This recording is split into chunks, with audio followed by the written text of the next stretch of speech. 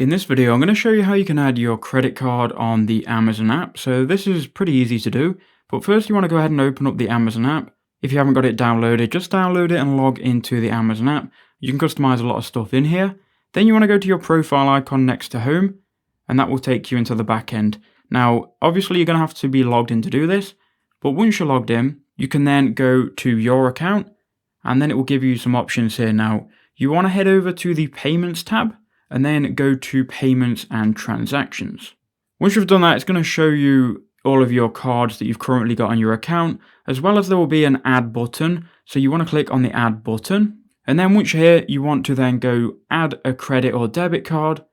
And you can then either scan your card, you can then add your card manually. However you want to do it, it both works out the same. You can then click Add your card, and your card will then be added to your Amazon account. So that's pretty much all you have to do to add your credit card on Amazon.